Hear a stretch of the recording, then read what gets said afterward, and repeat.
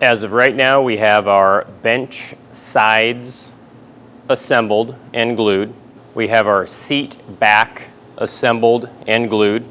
And we have our seat with the rear rail assembled with the hinge. And we are at the point where we are able to put everything together. And to set this up, I'm going to get all of my pieces ready to go.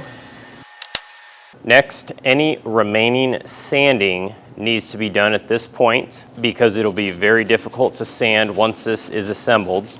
Now, when we start this gluing process, we have to be finished and everything perfect within 10 minutes. So I need to have all of my parts set up and laid out.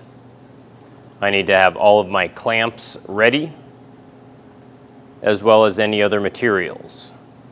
And I will begin by applying glue to the mortise hole locations.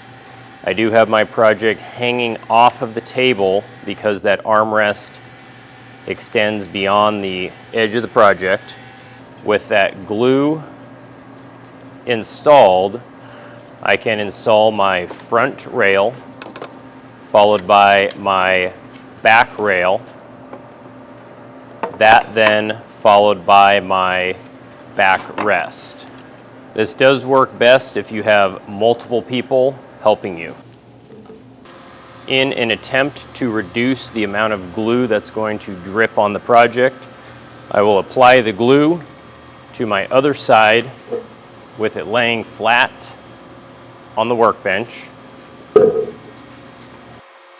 And with that glue applied, I'm going to tip the bench up and slowly work the side assembly onto each of those tenons, making sure I get them lined up precisely. So I'm going to add 4 clamps, each running along the length of each of the rails for the seat rails and the backrest rails. I'm going to do this very methodically to make sure that everything gets seated correctly. I'm then going to come back and add 1 clamp diagonally across the seat. And the purpose of that clamp is to make sure I am gluing things up square and that small area of reveal between the seat and the side rail is equal distant the entire length. Those clamps will then stay on for 24 hours.